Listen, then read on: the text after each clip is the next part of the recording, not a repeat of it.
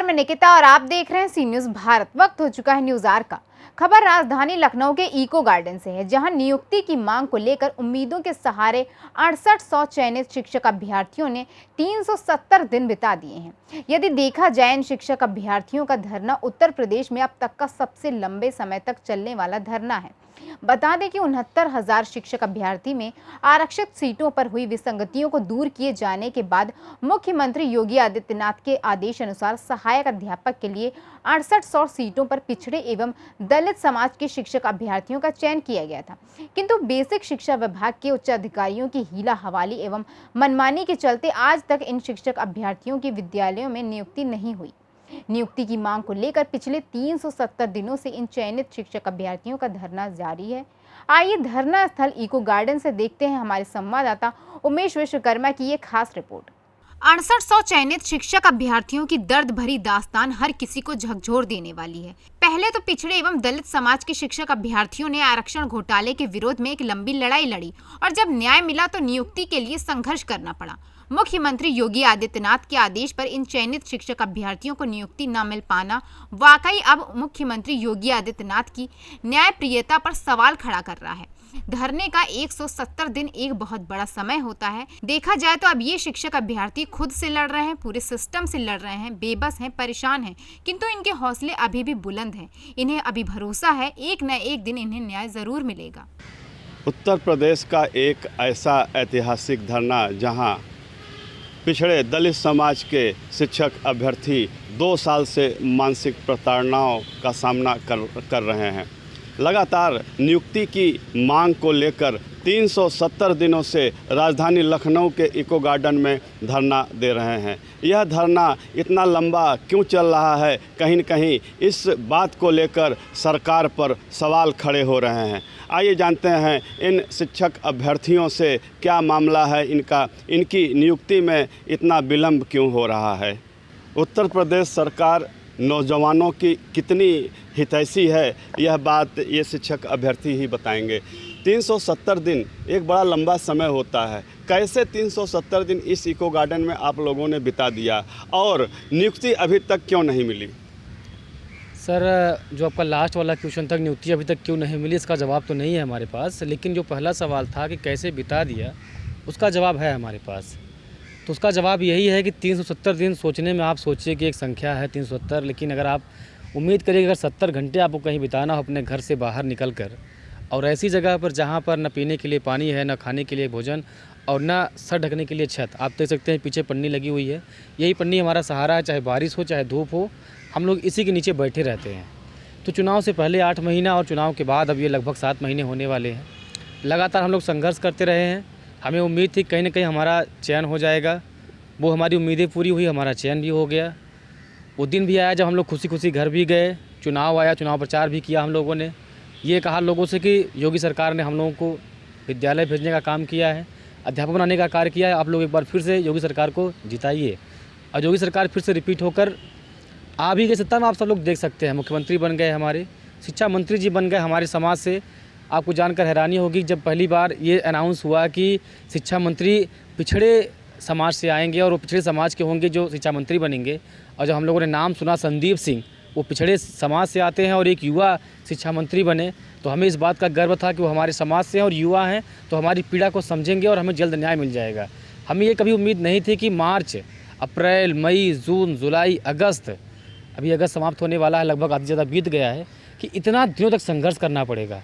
आप जानते हैं इस बात को, पूरा प्रदेश जानता है इस बात को, कैसा कोई दरवाज़ा नहीं है, चाहे मुख्यमंत्री आवास हो, शिक्षा मंत्री आवास हो, SCRT हो, MDM हो, डिप्टी CM कार्यालय हो, मतलब चाहे विपक्ष के लोग हों, मतलब हम लोगों को जहाँ भी छोटी सी भी उम्मीद दिखाई दी, हम लोग वहाँ पर गए, अपने न्याय की गुहार लगाई। लेकिन आज तक अगर जो हमें नहीं मिला है, जिसकी हमें आशा है, उम्मीद है, भरोसा है, वो है न्याय। अभी तक हमें न्याय नहीं मिला है। आखिर यह विलंब क्यों हो रहा है? यह विलंब क्यों हो रहा है, मैंने पहले ही आपसे कहा कि पता नहीं चल रहा है कि विलंब क्यों हो रहा है। क्योंकि हम लोग सारे मानकों को पार करने के बाद यहाँ आए हैं, मुख्यमंत्री से मुलाकात करने के बाद हमारा चयन हो जाता है। बेसिक में लोग हमें बधाइयाँ देते हैं, इवन मिठाई तक खिला देते हैं कि चलिए आप लोगों का चयन बेसिक में हो गया, आप लोग अध्यापक बनने जा रहे हैं। हमारे घर की जो माँ बाप हमारे हैं, हमारा परिवार है, हमारे नात रिश्तेदार हैं, हमारा गांव देश है, सबको ऐसी उम्मीदें बन जाती हैं कि हम लोग विद्यालय पहुंचने वाले हैं और हर जगह खुशियों का माहौल होता है। हमारा भी सीना चौड़ा हो जाता है गर्व से कि हम भी अध्यापक हो गए हैं और बेसिक का हिस्सा हैं।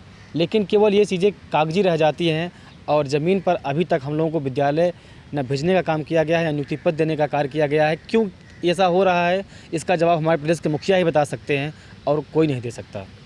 एक समय था जब 69,000 शिक्षक भर्ती में आरक्षण घोटाला को लेकर आप लोगों ने धरना आंदोलन की शुरुआत की थी। उन दिनों काफ़ी प्रताड़नाओं का भी सामना करना पड़ा था, कई भाइयों पर लाठियां चली, कई शिक्षक अभ्यर्थी महिला अभ्यर्थियों के हाथ टूटे, कपड़े फटे, तमाम मानसिक पीड़ा इन लोगों ने सहा। इसके बाद एक लंबे समय के बाद जब आप लोगों को न्याय मिला और जांच हुई तो अनियमितता पाई गई कि आरक्षित सीटों पर घोटाला हुआ है। इसके बाद 6,800 सीटें आप लोगों के लिए सुरक्षित की गई, नियुक्ति का आदेश हो गया, किंतु नियुक्ति अभी तक नहीं मिली, आप लोग को विद्यालय अभी तक नहीं मिला। इसके पीछे क्या वजह हो सकती है? अब बताया जा रहा है, जैसा कि संज्ञान में है कि मामला न्यायालय में है। अब न्यायालय ने भी स्पष्ट बेसिक शिक्षा विभाग को बोल दिया है कि आप लोग चाहें तो नियुक्ति कर सकते हैं। फिर ये विभाग क्यों आनाकानी कर रहा है? देखिए, अभी आपने कहा कि आरक्षण घोटाला हुआ है, इस बात के लिए आपने संघर्ष किया, तो सच्चाई ये है कि चुनाव से पहले हम सरकार को बताने का कार्य कर रहे थे कि इस जो भर्ती हुई है इसमें घोटाला हुआ है। अब ये बताने की ज़रूरत नहीं है, घोटाला हुआ था, विसंगति हुई थी, क्या हुआ था वो विभाग जाने। उसके बाद जांच के बाद 8 महीने के संघर्ष के बाद पिछड़ा वर्ग आयोग की रिपोर्ट आने के बाद हमें न्याय मिला और हमारा चयन हुआ। तो अब तो ये मुद्दा है कि घोटाला हुआ था कि नहीं हुआ था, अब वो मुद्दा ही नहीं है। अब मुद्दा केवल हमारी नियुक्ति का है। और आपने भी कहा कि उस संघर्ष के दौरान आप पर लाठियां चली, जात से गालियां दी गई, हमारी बहन का हाथ टूटा, एक भाई का कमर टूटा, एक भाई का सर टूटा, न जाने कितने लोग बीमार हुए, अस्पताल गए। ये सब संघर्ष का सर हिस्सा होता है और इस संघर्ष के हिस्से में आपको न्याय मिल जाना चाहिए। अभी हाल ही में मैं देख रहा था, कल एक न्यूज़ देख रहा था, अभी बिहार में नई सरकार बनी है तेजस्वी जी की, और कल वहाँ पर कुछ बच्चे थे जो उन्होंने आंदोलन किया, उस पर लाठियाँ चार्ज हुई और तुरंत मुख्यमंत्री जी, उप मुख्यमंत्री जी उसको संज्ञान में लेते हैं, बच्चों से मिलने के लिए जाते हैं और अधिकारी को सस्पेंड करते हैं। तो ये जानकर और देखकर अच्छा लग रहा है किस प्रकार से एक प्रदेश का वो मुख्यमंत्री जो अभी हाल ही में बना है डिप्टी सीएम, वह इस तरह की चीज़ों को संज्ञान में लेकर अधिकारियों को दंडित कर रहा है और न्याय देने का कार्य कर रहा है। और एक हमारे प्रदेश के मुखिया जो कि विश्व भर में बहुत नाम है हमारे मुख्यमंत्री का, पूरे देश में नंबर 1 मुख्यमंत्री माने जाते हैं। और आप बता सकते हैं इस बात के लिए, मैं कह सकता हूँ पूरी अपनी गारंटी के साथ कि मुझे नहीं याद है आज तक के इतिहास में कि 370 दिन का धरना लगातार उत्तर प्रदेश में कोई किया होगा। देश का मुझे नहीं पता, लेकिन मैं प्रदेश में इस बात को ज़रूर जानता हूँ कि 370 दिन लगातार अगर कोई आंदोलन चला होगा तो मुझे नहीं लगता कोई चला होगा हमारे अलावा। अगर 370 दिन के धरने के बाद, आंदोलन के बाद, इतनी यातनाएं सहने के बाद, इतनी पीड़ा सहने के बाद भी अगर हमारे देश के प्रदेश के मुख्यमंत्री को, हमारे मुखिया को, हमारे समाज से आने वाले माननीय केशव प्रसाद मौर्य जी को, हमारे समाज से ही आने वाली बहन अनुप्रिया पटेल जी को, स्वतंत्र देव सिंह जी जो हमारे समाज से आते हैं, अगर उन्हें आज तक हमारी पीड़ा, हमारा दर्द नहीं दिख रहा है तो हम ये कह सकते हैं कि ये दुर्भाग्य है हमारा कि काश हम भी बिहार में जन्मे होते और एक बार लाठी खाते, एक बार आंदोलन करते और मुख्यमंत्री संज्ञान में लेते और हमें न्याय मिलता। तो क्या मुख्यमंत्री जी आज नौजवानों का भला चाहते हैं? जो प्रचारित है, लोग घर घर कहते हैं कि मुख्यमंत्री जी नौजवानों के बारे में सोचते हैं, महिलाओं के बारे में सोचते हैं, तो क्या ये सब दिखावा है? सर देखिए, मैं बड़ा सम्मान करता हूँ, हमारे प्रदेश के मुखिया हैं और हमको सम्मान करना भी चाहिए और हर व्यक्ति का जिम्मेदारी बनती है प्रदेश के कि अपने प्रदेश के मुखिया का सम्मान करे। और हम एक युवा हैं, शिक्षित हैं और पढ़े लिखे समाज से आते हैं तो सम्मान करना हमारा फ़र्ज़ बनता है। उन्होंने बहुत सारे काम युवाओं के लिए किए भी हैं, लेकिन जब सच्चाई ये है कि चोट आपको लगी हो तो दर्द आपको ही होता है।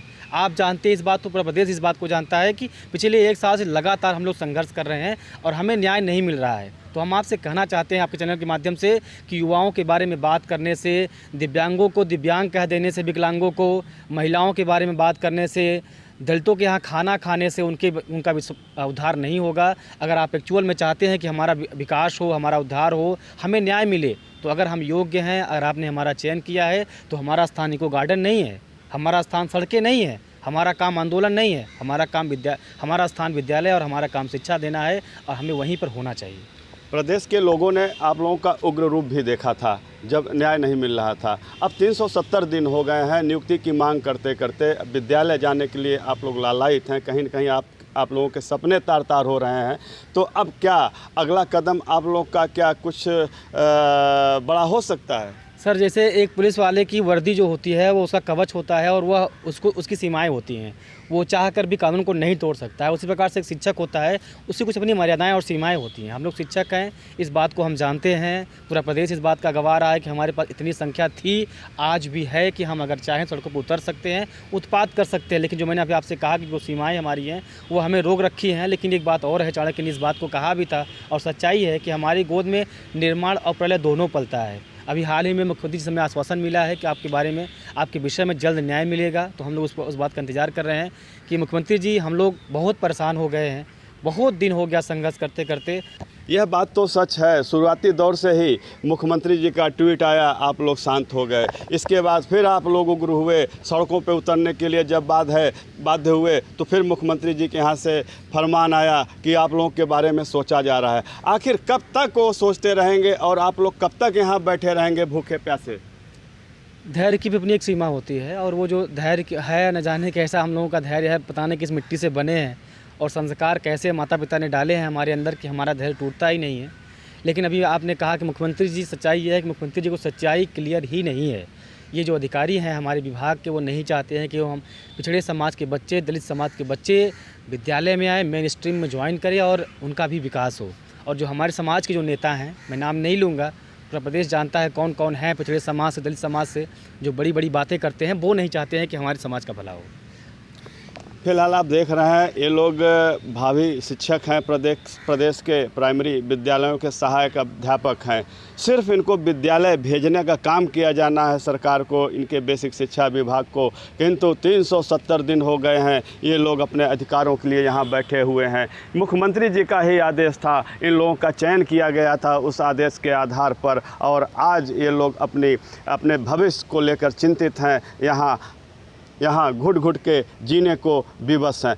इस इको गार्डन में आप कभी इको गार्डन आइए तो आप देखिए यहाँ पे किस तरह यहाँ न तो खाने पीने की व्यवस्था है, न पानी की व्यवस्था है। खुले आसमान के नीचे ये लोग रहते हैं, बारिश होता है तो दिन भर ये लोग भीगते रहते हैं, इस उम्मीद के साथ कि इनकी पीड़ा आज नहीं तो कल मुख्यमंत्री जी सुनेंगे। किंतु मुख्यमंत्री जी 370 दिन हो गए हैं इन शिक्षक अभ्यर्थियों को यहाँ बैठे हुए, आज तक इनकी आपको पीड़ा नहीं सुनाई दे रही है। ये बड़ा दुख का विषय है। सी न्यूज़ से उमेश विश्वकर्मा।